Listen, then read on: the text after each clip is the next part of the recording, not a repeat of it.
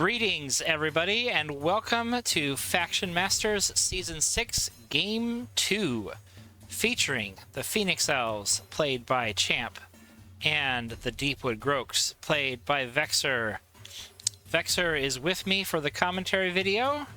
Thank you for joining me tonight. Hello. Yeah, glad to be here. So, the Deepwood Groaks, they're not what they used to be, but they're still pretty good, right? Yeah, they're still a decent faction. I would say they're still on the A tier range. I tend to evaluate them now as A minus to A, like in that range, not even close to A plus, which is it was good, right? Like that the form that they had before the nerf on the movement of boost affected a lot of the interactions with most of the cards in a positive way. So most of the busted interactions have been removed. It's still a good faction. The thing is, you have to relearn how to play them completely. Like they feel like a completely new faction. They tend to play defensively, the type of faction that they want to have as much time as possible.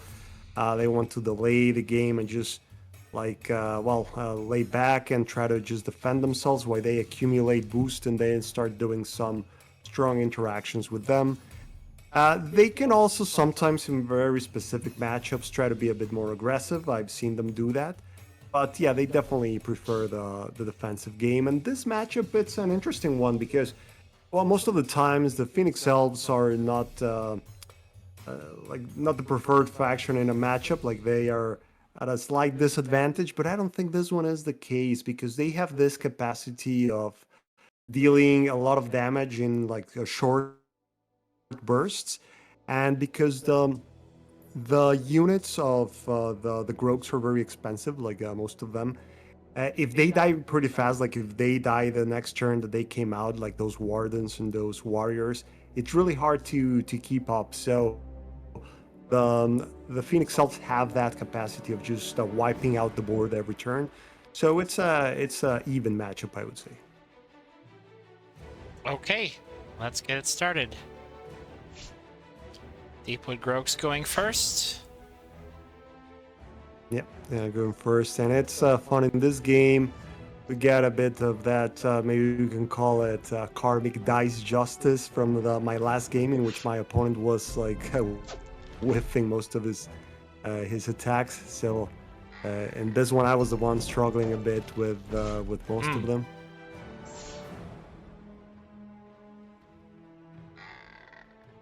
Now, the Wither Potion doesn't necessarily even seem quite so effective against Phoenix Elves, since a lot of their damage is done with direct damage abilities. Mm-hmm. Exactly. In most matchups, really, there are a few matchups in which the Wither Potion is good. In this one, it's an automatic discard most of the time. I missed that kill on the archer, so I had to drop that warden for sure to at least end at 2. In here, actually, I was grateful that he didn't try to kill my mystic. Yeah, I see As that. I was concerned about losing that one, he really just wanted to make sure he got the warden, but ended up being in that situation of an like overkill. Because those archers, it's really important to kill them like the first chance you get, so that's why it hurts so much, like missing like that 1-3. But yeah, he forgave that and gave me the opportunity of going after it without losing one of my mystics, which are really useful. In here, I went with a non-conventional arrangement for the gate because against the Phoenix Elves, it's really hard to be dealing in the middle of the board because of those beasts that are going to be summoned out of other units. So to have a Hecatia still be within the range of all the boosts, I put them there. And during this point, I kind of made a mistake here. I attacked with a Seer. I forgot that to get the boost, you have to attack units, not gates. It had been a while since I played them. And yeah, I was just trying to move fast because I had to do something else. And then I realized like, ooh, I just lost the boost there. And those can be significant. So In here, I don't know. It would have been interesting. Too bad that we're not seeing his hand. I was wondering what he had at this time to only play an Ember Mage. He kind of forgave that Mystic and gave me another turn with it. So Yeah, I was I'm gonna happy to pause take it that. for a minute and see. Yeah. Did he build magic there? He didn't. He didn't build one magic. I wonder if he's got some combo saved up. He's waiting to spring on you. I'll continue. Yes, and yeah, let's see try that. to see what In happens. here, yeah, I was really happy on the situation. I got the chance to be building that Seer pretty fast, which is something that is not that easy to do anymore. So I felt pretty good in this position. Usually those Mystics get killed immediately. But I've had a few chances in which they survived, and I kept getting boost from them, so I was building my second Seer. So things were looking good at this point. I imagine we'll see a Spirit of the Phoenix there. Yeah, sometimes you Mhm. get the Spirit of the Phoenix and you go, well, if I want it to be worth it, I gotta have this many archers and maybe some guardians, maybe a fire beast in play. So it's can do a lot of damage, but Yeah, you've got two seers almost completely used up here. That's gonna make it hard to protect Moldaria when even an Ember Mage could get hit from a distance and then somebody else shoot through. Exactly. Yeah, and in here, even though I lost those two Mystics with those quick shots, well, he went for the 2-for-2 on the other one. I got lucky and it survived. Well, not really lucky. It's like 60% chance or 60 some, 55 of it surviving. So this is where my blind seers were. My sightless seers were really blind. They just couldn't really connect for two. So instead of being able to attack Maldarian here, like that 3 damage, I would have loved to be able to hit Maldaria with it, which was my plan. My backup shooter was that one, then another 1 out of 2 on the archers, which are like the essential ones there. Once this happened, I realized that my warrior and my seer were not safe. I was not going to really be taking the boost out of the warrior if I kill the archer. But now with that archer there and the potential beast that he hadn't played, I was like, hey, I cannot lose this boost right now. Same thing for the seer. The seer wasn't safe anymore because you notice he played the defensive event. If you pause for a second, Yes. so I got 2 damage on that seer.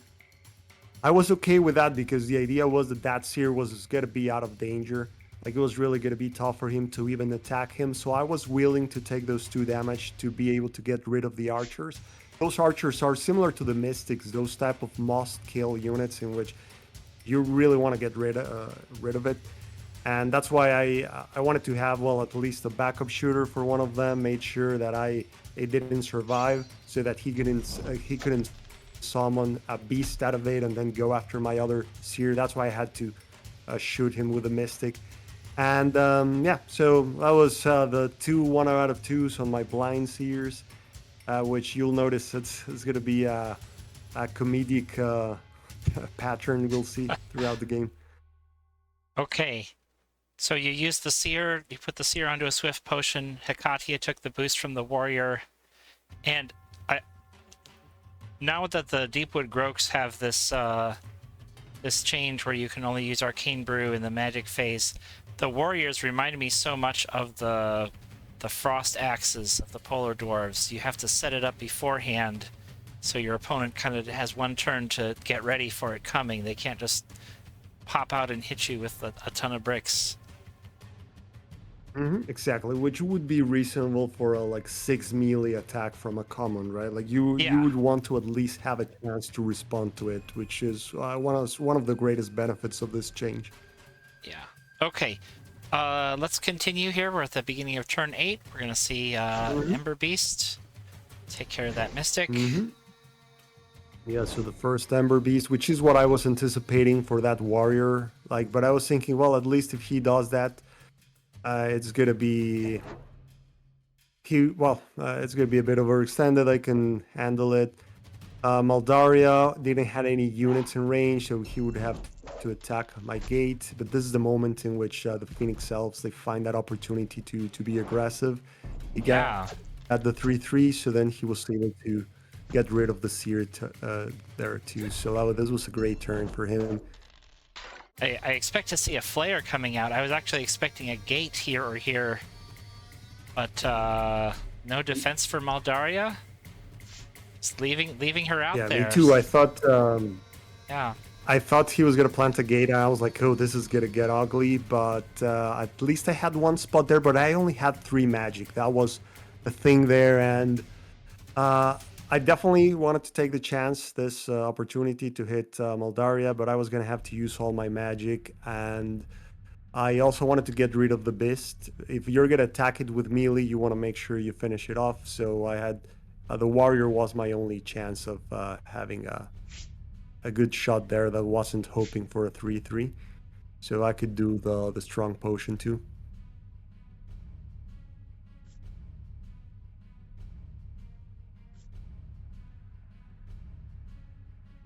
So in here, finishing off that archer, and then I was gonna have to borrow the dice, the boost on that one, another one too. But this one, at least, I only needed that, and then just borrow temporarily those boosts with the intention of reloading it again with 5 afterwards with the 2 that I'm gonna pull from the others here. And the thing with Maldaria is that even this small hits, like 3 melee, you're already at 6, right? So it's a couple hits except from dying. This time, but you're only at 8. Remember, all my spears are literally blind. They're not only sightless, they're literally blind. They cannot hit for more than 1. So even when you do a strong potion in them, the potion just disorients them even more, and they cannot even hit that way. So I was really focusing on trying to make it hard for him to get the benefits of the beast. I think I at least managed to do that, but this turn, it was really good again for him. Like the pressure, he managed to completely take control of that side of the board. And I anticipated the fact that a beast could hit the warrior, but I was like, hey, the warrior is going to survive, and then I take down another beast with it. That's why I didn't try to do a play in which the warrior would shift left to be covered by the 10 gate. But then I don't know if I didn't anticipate it, I didn't think about it, or it was like, well, maybe he has it, maybe he doesn't. But the blinding flare is the best moment for the elves to use it, right? At 1 magic, it's sometimes not the most economic proposition. Even in this situation, which was like a good one for it, I don't know if it was worth the 1 magic, right? I think that's one of the events that it should be 0 magic, and I wish they would permanently do it that way, right? There's a reason why every it seems like they adjust they switch it to 0, and then they haven't made it official yet. So maybe someday. So it's an admission. It's an admission that it shouldn't be like it should be 0, but then they don't make it official because they would have to reprint parts for it. But yeah, so in here, if you look at my hand, that's not great, right? Like I don't really have many options. If I use the warrior to hit an Ember Mage, that's not the best proposition there for a warrior, and then it would be exposed a little bit more to just being finished off a bit easy. So I thought I would go with Eldorath and then try to keep the warrior for another play when I have to bring down the beast or the guardians. And I was retreating at this point, like trying to keep that seer alive. It was the only one I had right now. Try to get the boost back onto it to be able to still attack his units, even though he had taken control of that side of the board and I wasn't going to be able to get many angles. The seer would allow me to still stay in the game, trying to do 3 attacks per turn. Now I had thought, I'm going to back up a couple of turns here. I had thought when you wish I could fast forward a little bit faster, but I'll just click a couple turns ahead. I had thought that you would be using the strong potion with these 2, and then refilling. Or no, I'm sorry. What was I thinking? Somehow the way it was refilled, I felt like that maybe could have been done differently. so that you would end up with. Oh, I thought you were gonna take 3 off the strong potion from this here, so Hakadia could put it back on the same turn. It does get difficult when you can only transfer 1 at a time. I'll Yeah, just well, the leave it at thing in that. there is, if you have a way of putting 5 on it, that's what you want to do, right? Like that's Yeah. you want to get the most out of those potions. I always try to go like 4 or 5. Like the only reason I do 2, 3 is because I'm doing like a big combo that's just gonna give me the game, so it's not relevant. The remaining are not relevant, but for these situations, it just meant that I was gonna have a delay of 1 turn because I was gonna get the 2 of the seer that was really just protecting the gate, and I was gonna die and just doing like that 1 shot. And then for the next turn, I was just gonna transfer those 5 back into the seer. Okay. Well, I'll let this run here. It does lead to a situation where this seer can't really help against the Elder Mage, but well, I'll let it play on, see how it plays out. Yeah. Oh, even Yeah, using I a guess I Swift could have potion had to drive him into the corner, really keeping him safe. Oh yeah, that was because if he not bad, 2 had out of 3. another beast in hand, which there was a chance that he had a beast, then the beast would have been able to just walk into the seer and finish it off. That's why I decided to make sure that the seer was completely out of range. Not only that, he could have also brought Maldaria down and attacked with Maldaria. So that was really the only way of keeping it safe. Okay, that makes sense. Yeah, and here I'm considering that it's likely he has 1 more beast. Like there are still 2 beasts on the deck, so it's I have to be playing around that one. The funny thing is that I got 2 specials on that attack. That was funny. I have the blinding, the flare. Sometimes, Yeah. it doesn't even make a big difference.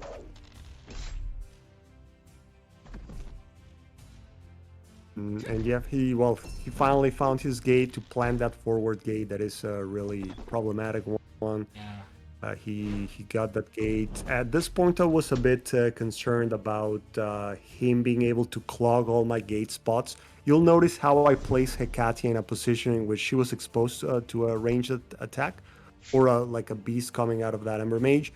But I prefer to do that other than leaving her blocking my left gate spot, because there were some places in which he could simply cover the other spot, and then I would start my turn without being able to summon any unit, and at that point it's hard to get back when you're in that position. So, and I also did a play thinking about that in here, in which Eldarath up there. Yeah. You're a strong potion, Strong just potion. to be sure. Gotta make sure. Yeah. Yeah, as that archer. And then Eldarath in here, I could have saved it. Well, got it out of range of Maldaria and out of the range of walking unit up there. But I thought, like, you know what? If I do that, he's gonna just try to like go all in on that gate, right, on the 5 gate. Yeah. Like with a beast and Maldaria, and then just moves 1 unit down there, and then again I'm without any summoning spot that I can use. I'll rather just leave there the champ for him to be tempted to just finish it off. And at the end of the day, it's just like a 3 range unit right now. His ability is not going to be that relevant. So I would rather him focus on that and just give me some breathing room to keep summoning units and have some options on the summoning spots. Yeah. Now, is there any concern about? Well, actually, you're not too far behind on the draw tempo. But looking at what's left, you just have a few commons. What's your outlook at this point? Oh, that the economic game is slipping away from me at this point. It's I'm hoping to rely. I really need to rely on those seers to be able to get back on that side, because, well, he still has control of the other side of the board. It's going to be hard to get multiple attacks on his units. So, but on my last draw, I got a gate, and I had 4 magic because I was able to finish off a couple units. So I thought that it was the time to try to reclaim that side and at least open up one summoning spot, block his right side summoning spot, and then force him to have to move a unit there, like a new unit, to prevent me from getting something out, and then start chipping into that gate. Okay, we'll hit play. Yeah, But yeah, I 4 think magic this is is the nice. You point in can which I summon was. 2 of those big guys. But if you look at this in this situation, like I was gonna pretty much use my whole hand almost. So I was gonna be really far behind on the econ by the end of the turn. I played it safe here instead of hoping for a 4-4. Another blinds here. I softened it up to see if I didn't need to use the boost. I still needed to use it just to play it safe, and then use that final boost to get that warrior into a safer spot so that Maldaria cannot just be like getting those good shots at units instead of gates. And then just try to soften up that gate because I do want to get rid of it so that I can start setting up some type of seer game. Got your last seer in hand, and And Champ this was summons a nothing. play that, yeah, I was surprised when he didn't play anything here. I was expecting something to hit my warrior and then just be moved to with Maltaria. But yeah, you can pause it here for a moment. If you see the econ, I'm like Yeah, 7 or it's 8 magic behind, something like that. Like 6 and then 2 magic, like 8 magic behind. I do have a couple units, but they are wardens and they're behind the gate, so they're not gonna be the most useful. So yeah, at this point I realized like the game might be too far gone. It's interesting. I was really confused at first when I saw the Ember Mage on the back, but then I noticed where my Seer was, and he put it there so that my Seer couldn't attack it. So even if I move 2 to the right, the 5 spaces, I could have reached the front position, the side position, but not the back position. I only had 2 magic left, so and he was at 8. I think he just felt, I don't know, maybe confident that he still had some breathing room. It would have been interesting to see his hand, like why he didn't play 1 extra unit to cover one of those flanks, right? He would have had the moves. Well, I don't think we've leave one seen of those any protected. burn events yet, have we? I feel like We have not. he's tempting you. He wants you to summon units to attack him so he can counterattack. Yeah. That's my And impression. at this point, I Yeah. played, I think, almost every single one of my units except for 1 Warden that I discarded. So he probably knows the things that I have left. Did he discard? Check this turn. I wonder what he discarded at the end. Let's see. Or why he didn't play another unit in here. I think I went a bit too far. Yeah, that was just the Ember Mage. No. Let's catch up with the game here. 0. He Yeah. built 0. 0. Yeah, still has 7 in the draw pile. So at this point, I felt like, well, you know what? Let's just take this opportunity. Get those mystics working there. Yeah, they can keep refilling the strong potion. Yeah, I didn't really feel I had many choices here. Like the other one is just try to also play things slow, but I was so far behind on magic and resources that I felt I was going to be a tough one to pull, especially with the Phoenix Elves, which are able to be doing like hitting you on one side and then just teleporting the unit to the other side, so then your melee unit cannot really hit back. So just going all in here, this once at least with my last boost, I can turn this into 3 boost. Hoping for the 8-8. It wasn't exactly an 8-8, but it was something. Wow. So close. The next best thing, right? Yeah. 7 out of 8. So I was like, this is actually great. I was at least hoping to get Maldaria to 2 or 3. Right? That was the scenario, which is like 1 hit. Can be like 1 hit with Hekatia, 1 hit with a warrior if you get her to 2 or 3 life. and I was able to finish off that At the that gate gate too. there. So Yeah. It's time for Maldaria to hide in the back for the rest of the yeah, game.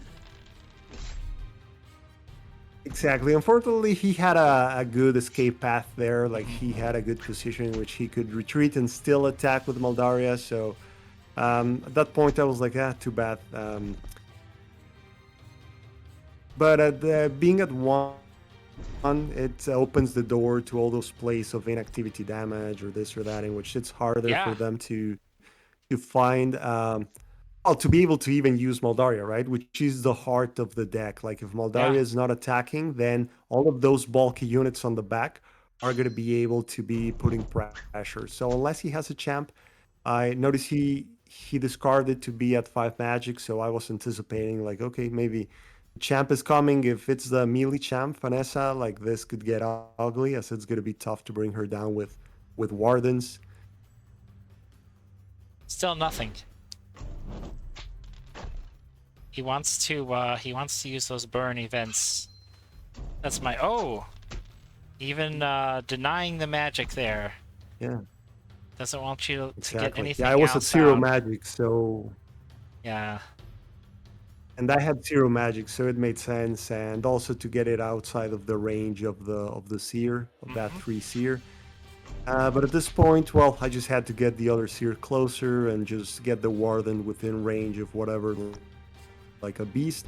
But I knew, like, well, that's all right. Like that beast, he won't get the burn damage. I'm gonna start also attacking it, and with the seers behind, I can kill it in a single turn, whatever he sends to me.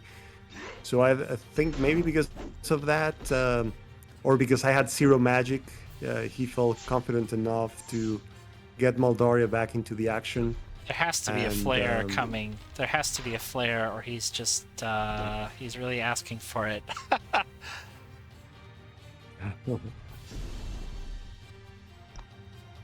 Oh. and now in here, This. I mean, I know you do have 0 magic, but this is too risky.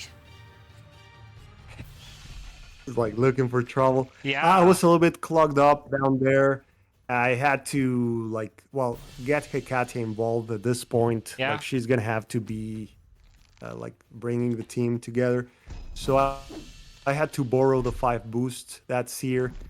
Like I might not really be able to get it back to 5 at this point, but I really need to guarantee these kills.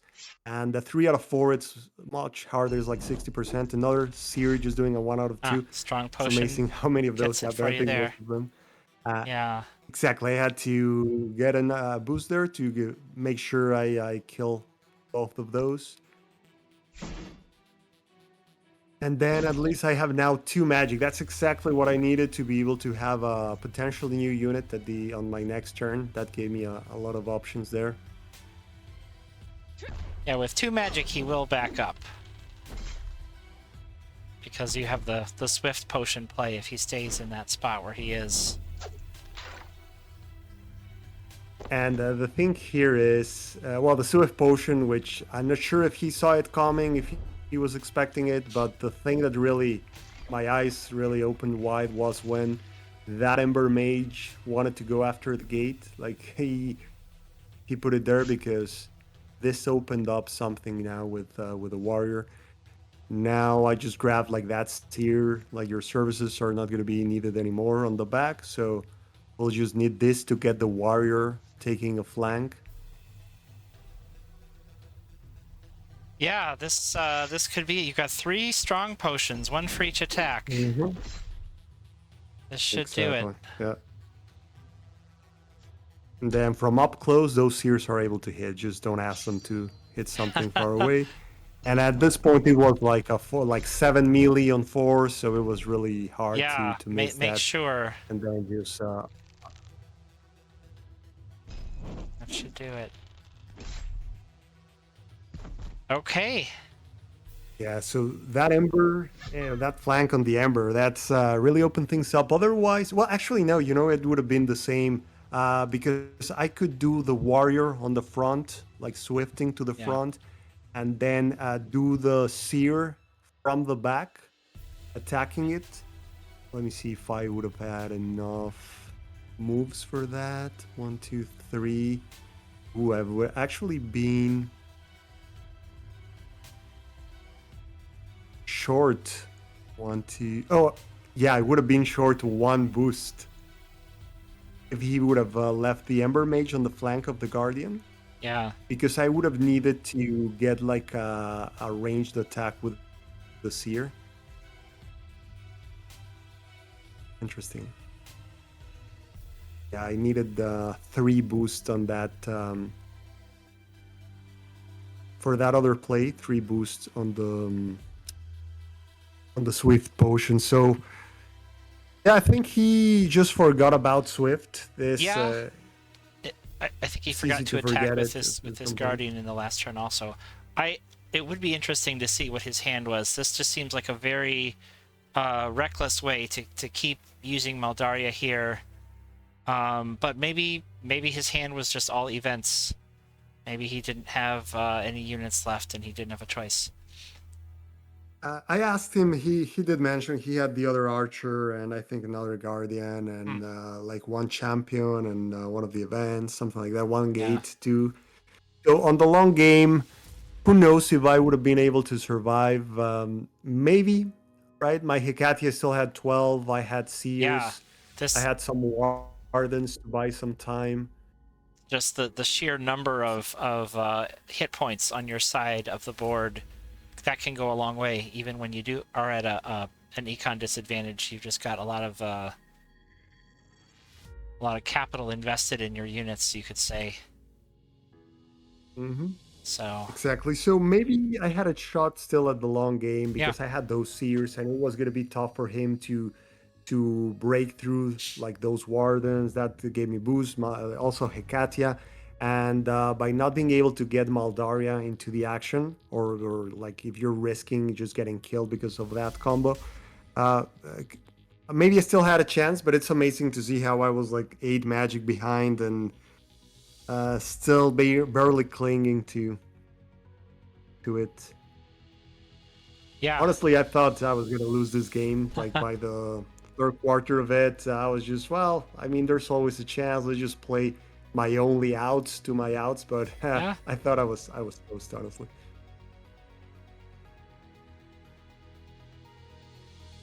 Yeah, it's I feel like this was the pivotal turn of the game. It's hard for me to think that he had 4 magic and didn't summon anything. But someday they'll give us the ability to see both players' hands, and then we'll know all the answers. Yes, correct. I think in there he might have just gotten a bit overconfident based on the position, like all my units outside of range, and he knew I only had my potentials were like a mystic, a seer. Maybe he miscounted the number of mystics that could come out, but he knew it was only either 1 single 2 magic unit or like a seer and a mystic or 2 units. But the thing is, those mystics with a strong potion, like they still hit really hard, right? And they just refresh the potion. Exactly what happened. And when I saw this, I was like, wait, I can kill him. And he's like, oh, I'm 1 magic short. If I had the 3 magic for those 3 units, I could have done 3 attacks on Maldaria for like almost a killing shot. Yeah. Although not all of them with boost, but that's how hard they can hit you, like the frogs when they have those strong potions around. And Swift potions to do double attacks on the same flank. So they are still dangerous from that perspective. Like they can still do those strong interactions between Swift, Strong, and their different units. Yeah, and another thing to consider, if anybody is still focused on, oh, you got 7 out of 8 ranged on Maldaria, that was, maybe a lucky throw or something. Just consider this right here. This was 5 more range damage. So even if you had only gotten 6 or 5 out of 8, this still would have been a win in this position. Exactly. That's right. And like sometimes you get those good shots, but the other times like you hit a 1 out of 3, like I had Maldaria before, or you like miss a shot because you had to like they didn't kill the unit. So at this point, if I got another like 2 out of 8 on that one, like maybe that was the game, right? Like at that Yeah, point, you when you're running out of options, you have to take more risks, just like what I did there. for sure. And I wasn't really going for a like 8-8 or 7-8. Well, I mean, it could happen, but it was unlikely. You All I take what really you take needed, whatever you can get. yeah, but my Yeah, plan really was, hey, I just need to get 5 or 6, get and something. that's enough. Yeah, Well, that's the realistic because that's one hit yeah, away from Hecatia for this exact position that I was planning around with the last potion, or one more like one warrior away from the win. That's really all I needed, and with the 8 range, I felt like yeah, I should be getting at least 5, like 4 or 5. It's not that unrealistic, so let's just go for it. all right. Well, it's been a good one. Been enjoyable to watch, and good luck to you in the next round. Any closing thoughts? No, thank you very much. So yeah, next round's gonna be tough. Playing against Vexer versus Vexer. Yeah. So for any of our viewers who don't know, what happens in this situation is Vexer's 2 factions that he has, the Deepwood Groaks and the other one, they will combine in such a way that he will advance and be allowed to choose which faction to play with on every match coming forward. Although I think I know which faction you prefer, but the option is always there. Exactly. Yeah. Yeah, I won't say anything about that, but yeah, you're right. Yeah. Okay. Well, thanks to everybody who watched, and we will see you all next time for more Faction Masters.